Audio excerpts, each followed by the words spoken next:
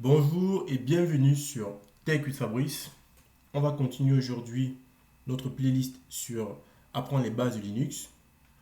On a vu déjà la dernière fois comment créer un utilisateur, créer un groupe, ajouter un utilisateur à un groupe. Aujourd'hui, on continue sur la gestion des permissions des dossiers et des fichiers. Et par permission, on voit les droits d'accès en lecture, en écriture et même d'exécution des fichiers. Et du coup, si je donne des droits à tout un groupe, les utilisateurs de ce groupe-là auront les droits associés à un groupe. C'est pour ça que j'ai d'abord vu les utilisateurs et les groupes. Alors, on va commencer par voir euh, comment regarder les droits associés à un dossier ou à un fichier. Là, ici, si je fais ls, on voit la liste de tous les dossiers et des fichiers qui sont contenus dans le répertoire courant. Et le répertoire courant, pour le voir, c'est pwd, je vous rappelle, Home Ubuntu. Donc, c'est très important de savoir où est-ce qu'on se trouve et dans le répertoire de quel utilisateur pour éviter les conflits liés au droit. Donc, maintenant, je vais faire ls-l pour avoir une liste complète du fichier, donc avec les détails. Parmi les détails, on a les droits liés directement au dossier. Ici, en bleu, on a les dossiers, en blanc, on a les fichiers. En vert, on a un fichier qui est exécutable parce que c'est un script. Donc, on voit bien l'extension .sh. Maintenant, la première ligne nous donne petit d pour directory, donc parce que ça, c'est un dossier. Ensuite, par groupe de 3, on a respectivement les droits associés à l'utilisateur. Les trois lettres suivantes constituent les droits associés au groupe qui possède le fichier. Et enfin, les trois dernières lettres, c'est ce qu'on donne comme droit aux autres. Donc, ils ne sont ni l'utilisateur concerné, ni le groupe. Ensuite, on a deux ici qui constituent souvent le nombre de dossiers ou de sous-dossiers qui sont contenus ici, ou le nombre de fichiers. Donc, le nombre d'éléments qu'il contient en gros. Après, on a l'utilisateur, puis on a le groupe associé, on a le nombre en octet, la quantité de mémoire consommée par ce dossier-ci sur le système. Et enfin, on a la dernière date de modification. Ce qui nous intéresse ici, ce sont les droits. Donc là, par groupe de 3, j'ai dit on a read, write, execute. Ça veut dire que l'utilisateur a le droit de lecture, d'exécution et d'écriture. Donc write c'est pour écriture et x exécution. Donc l'utilisateur a tous les droits. Ensuite, les trois qui suivent, on a lecture, ça c'est pour le groupe du coup, les trois qui suivent, on a lecture. On a rien pour exécution, pardon, pour écriture, c'est pour ça qu'il y a le tiret. Donc il n'a pas le droit d'écrire ça veut dire de modifier quelque chose. Donc si tu es membre de ce groupe, tout simplement, et que tu n'es pas Ubuntu, on va supposer que dans ce groupe, on peut avoir ajouté d'autres utilisateurs. Si tu es membre de ce groupe, tout simplement, tu peux avoir le droit de lire les fichiers, pas d'écrire, donc pas de modifier les fichiers, et enfin, de les exécuter. Et si tu es autre, donc ni du groupe, à partir de là, les trois derniers, ni du groupe et ni utilisateur Ubuntu, tu as également le droit de lire, pas d'écrire, mais de faire l'exécution. Du coup, en fonction des besoins, on peut modifier les droits. Comment modifier les droits?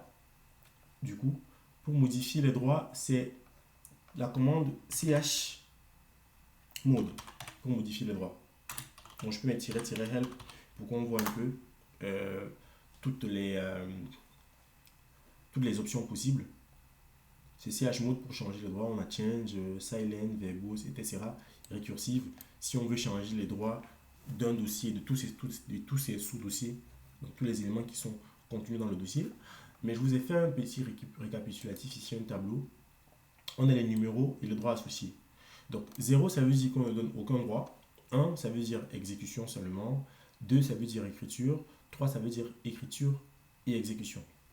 Maintenant, vous me direz, il y a quelque chose de banal parce que par exemple, si je prends juste exécution, ce serait bizarre de donner les droits d'exécution à quelqu'un alors qu'il ne peut pas au moins lire. Donc, il n'a même pas le droit à read. En fait, écriture aussi, ce serait bizarre de donner les droits d'écriture alors qu'on n'a même pas les droits à lecture, on ne peut même pas voir le fichier. Donc, en général, les quatre numéros qu'on utilise le plus sont les quatre derniers. Donc, 4 pour lecture seule. Donc, vous pouvez donner les droits juste en lecture si c'est un utilisateur qui doit juste voir le contenu et ce n'est pas lui qui doit modifier le fichier ou le dossier. Ensuite, on a lecture et exécution. Donc, vous pouvez voir le contenu. Vous avez le droit d'exécuter. Ça peut être par exemple un programme d'installation. Vous n'avez pas le droit de le modifier. Vous pouvez voir les lignes de code et vous pouvez juste exécuter. Ensuite, on a le petit 6, donc lecture et écriture. Et enfin, on a le petit 7, lecture, écriture et exécution. Donc, si je reviens, du coup, sur mon terminal ici, je nettoie, clear, ls-l. Je veux modifier les droits sur le premier dossier, gestion des fichiers. Donc, la commande, c'est chmod. On a dit que le premier groupe, c'était l'utilisateur. Le premier groupe, je donne tous les droits. C'est le numéro 7. Ensuite, au groupe, je veux que mon groupe ait juste le droit, par exemple, de lecture et pas écriture. Donc, les autres membres du groupe, peut-être lecture et pas écriture, ça correspond à quoi? Ça correspond à 4. Donc, je dis 4. Et les autres, si tu n'es pas membre de ce groupe, tu n'as aucun droit. Ça fait 0. Enfin, je mets le nom du dossier concerné, c'est gestion des fichiers. On va voir s'il y a une différence. Je refais s-l.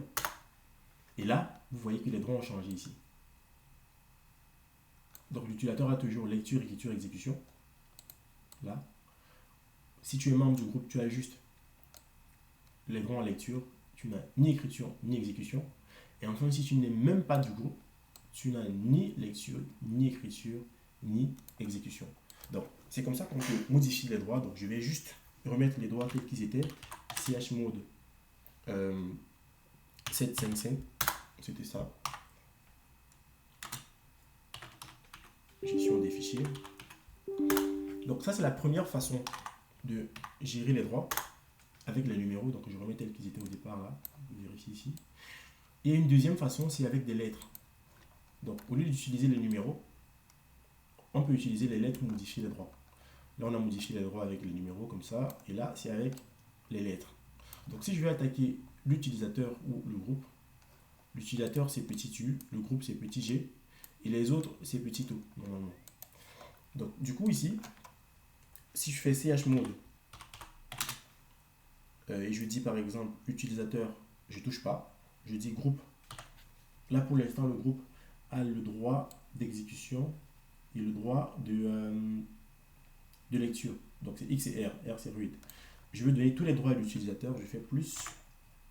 Je dis, il lui manque les droits en écriture. Et je mets le nom, gestion des fichiers. Maintenant, je refais ls-l. Vous voyez, il est passé de ça à ça. Donc, on compte toujours les lettres par groupe de 3. On a read, write, execute pour l'utilisateur.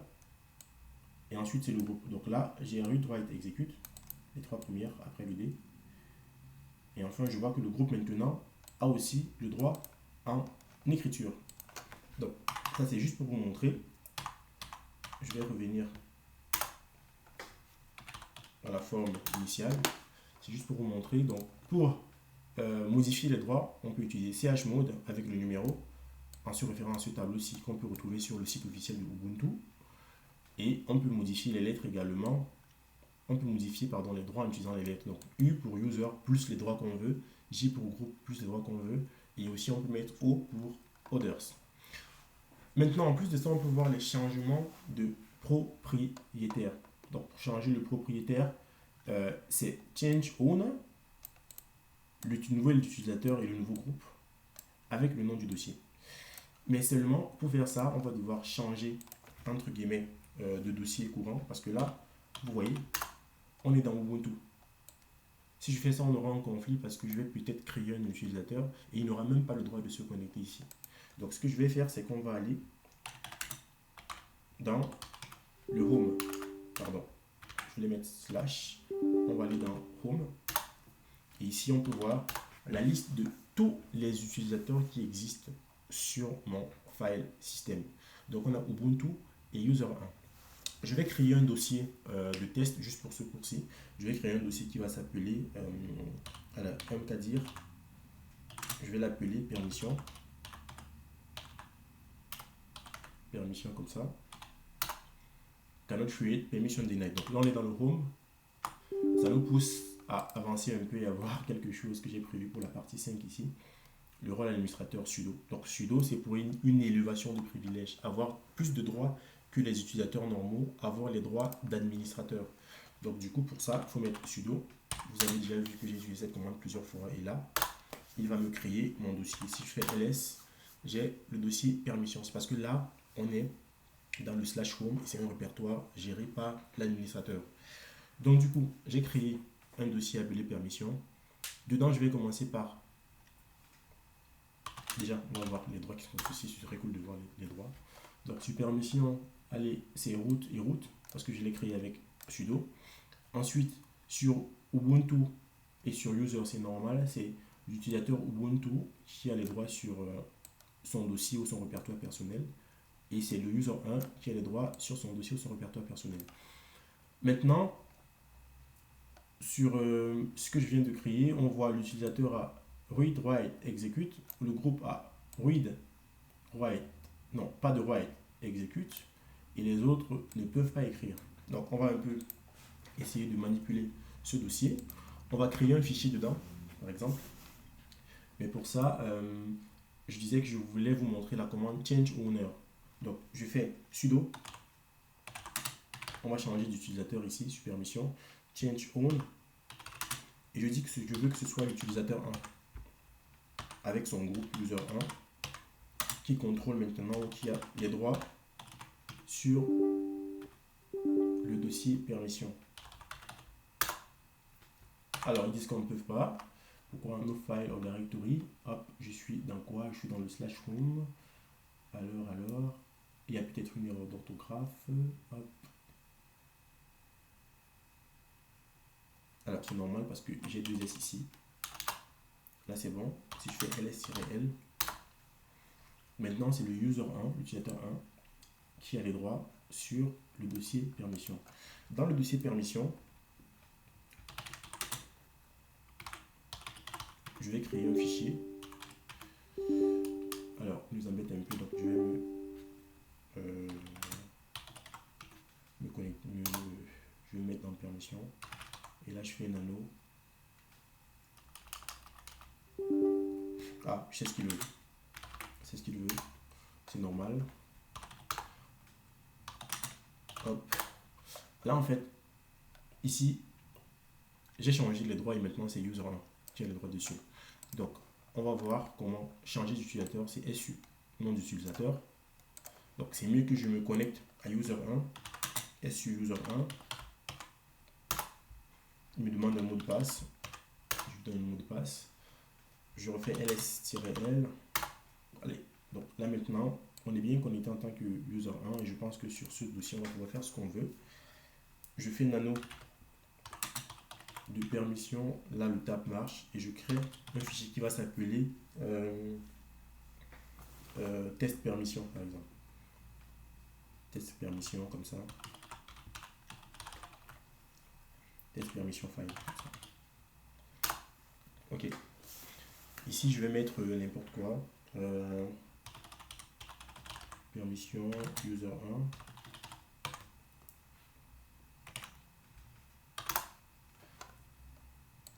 1. Là, si j'essaie de voir les droits associés,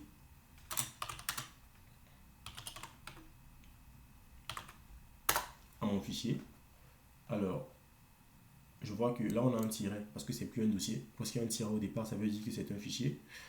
L'utilisateur a ensuite le droit de lecture et d'écriture, pas d'exécution parce que c'est pas un script.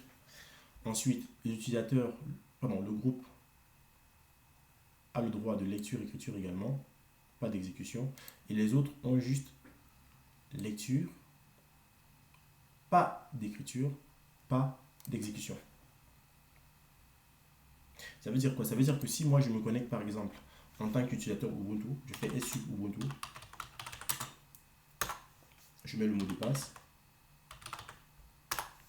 Maintenant j'essaye de modifier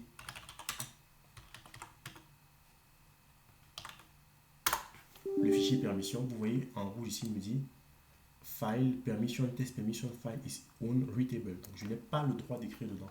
Je peux voir le contenu, mais je n'ai pas du tout le droit d'écrire dans le fichier. Je me remets en tant qu'utilisateur 1 et je crée par exemple un fichier de un script dedans. Donc je refais nano. Au lieu de faire test permission file, je crée un fichier qui va s'appeler test script permission, comme ça. Je le mets en point .sh. Dedans,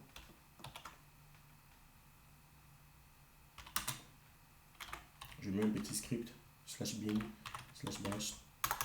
Je fais écho juste pour afficher quelque chose. Écho permission user 1,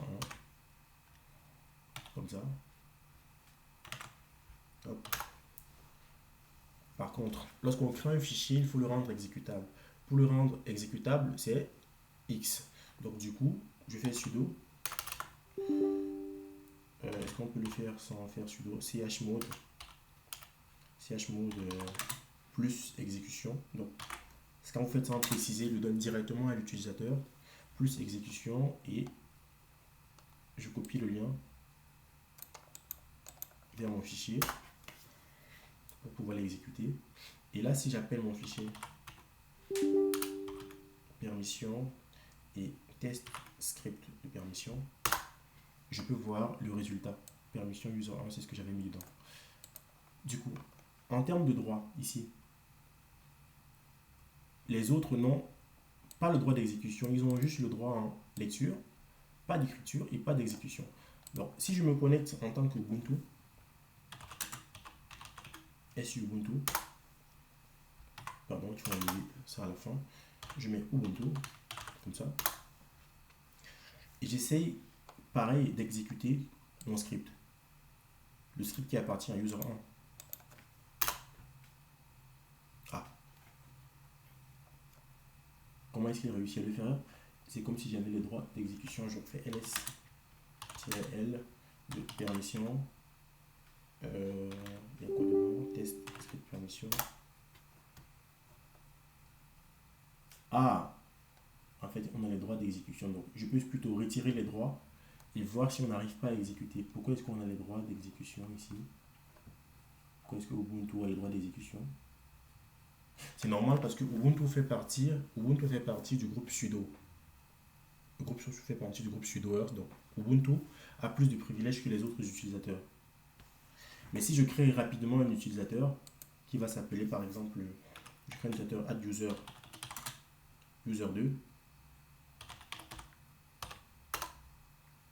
add user only root, mais allez, rapidement sudo add user2, je mets un mot de passe,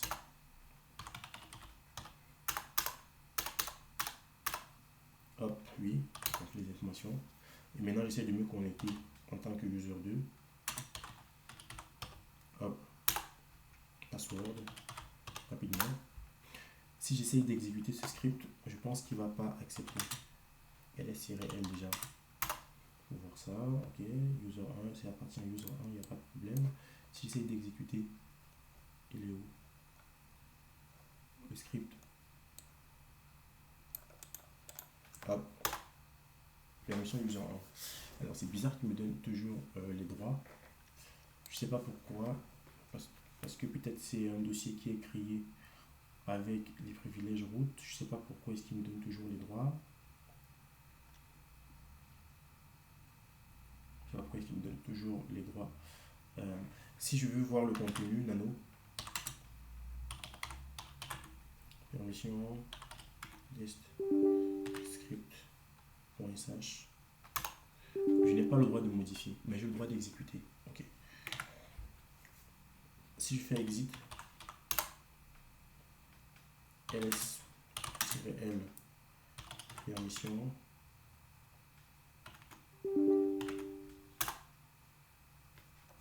alors les autres ont toujours le droit d'exécution, donc je vais changer ça.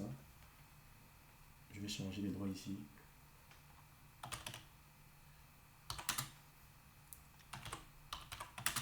chmod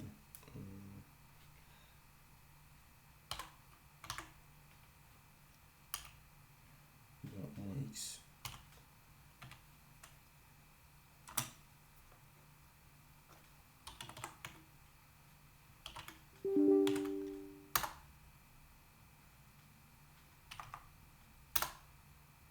Ok, donc là les autres n'ont plus le droit d'exécution.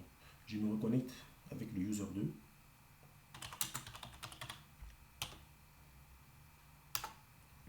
passe. J'essaye de faire l'exécution ici. Hop. Permission.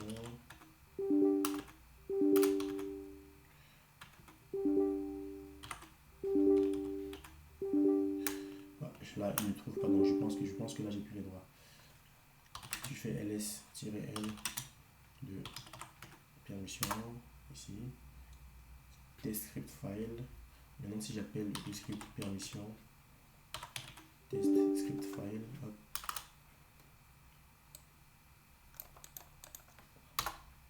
Voilà, permission denied. Donc là, j'ai plus les droits parce que je les ai retirés. Donc, du coup, on peut manager les droits, donner les droits à des utilisateurs et à des groupes précis. Donc, par exemple, un groupe d'administrateurs, et enlever des droits à juste un groupe de développeurs qui peut juste peut-être écrire sur un fichier et ne pas les exécuter, ou alors exécuter un fichier et ne pas le modifier. Si c'est par exemple un fichier de scripting important, pour faire un backup des activités ou un backup des activités, voilà. Donc, voilà un peu ce qu'on peut faire avec les permissions.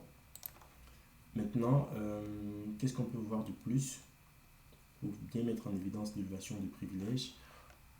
Par exemple, si je veux supprimer les dossiers qui sont ici, ls, je peux pas. Par exemple, si je fais rm, je vais supprimer par exemple dans permission, rm permission, par exemple, je vais supprimer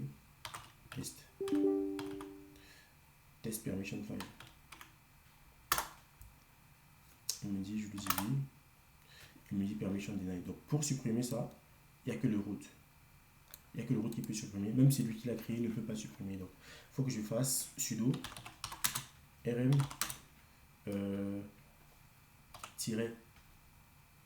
rf.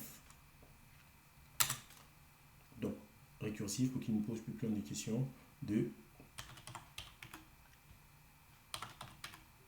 test permission file. Là, je suis connecté en tant que user 2. Ah, là, c'est bien, on va voir quelque chose. User 2, il va toujours refuser. User 2 is not in the sudo your files. Donc, pour résoudre ça, il faut que j'aille dans... Il y a deux options. Soit je me connecte au fichier etc group, soit je fais la commande sudo user mode. Donc, pour ajouter du coup l'utilisateur 2 au groupe des administrateurs, et le nom du groupe c'est sudo du coup avec petit s.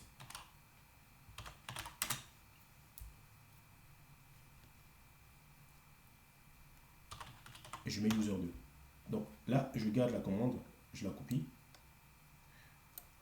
Avant de l'exécuter,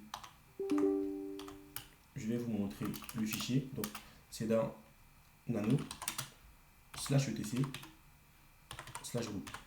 C'est ça le dossier.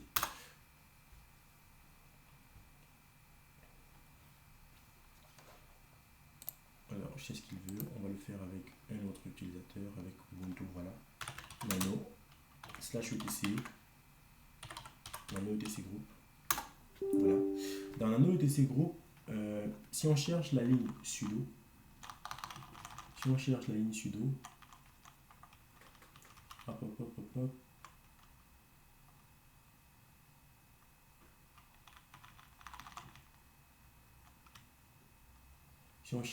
sudo, vous allez voir que l'utilisateur 2 n'est pas là. Voilà, là. L'utilisateur 2 n'est pas ici. C'est pour ça qu'il ne peut rien faire. Il ne peut pas supprimer un fichier. Il ne peut pas supprimer un fichier dans le répertoire /home. Sauf si c'est dans son répertoire. Il ne peut pas supprimer un fichier dans un autre répertoire. Donc du coup là, il ne peut pas. Pour qu'il puisse faire quelque chose qui demande des privilèges d'administrateur, il faut taper soit cette commande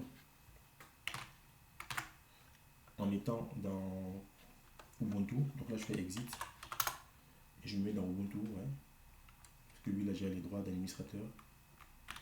Donc cette commande, je lui donne les droits. Maintenant si je viens là, je ferme le fichier et je l'ouvre de nouveau, vous allez voir que dans sudo il y a maintenant user 2. Et du coup user 2 peut maintenant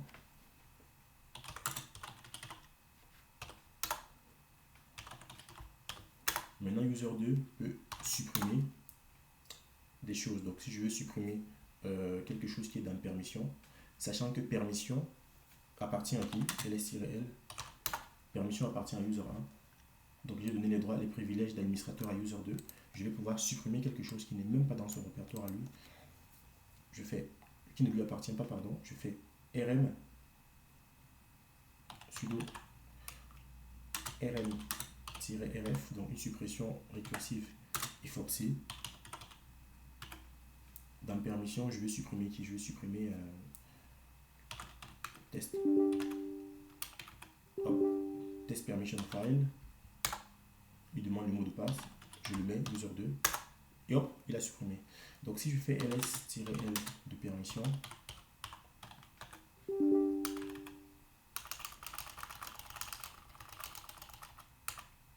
je ne retrouve plus le fichier test permission file. Il y a juste le fichier, le script que j'ai créé.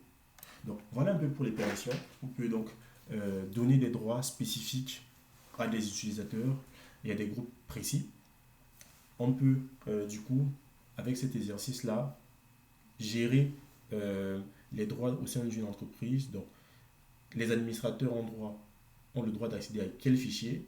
Est-ce qu'ils ont le droit de lire et d'écrire dans les programmes des développeurs? Les développeurs, quant à eux, ont le droit d'accéder à quel fichier? Est-ce qu'ils ont le droit de modifier les scripts des admins? Ainsi de suite. Donc voilà, je ne sais pas ce que vous pensez de ça. Laissez-moi en commentaire toutes vos remarques et toutes vos suggestions pour modifier, pour améliorer le contenu de nos vidéos.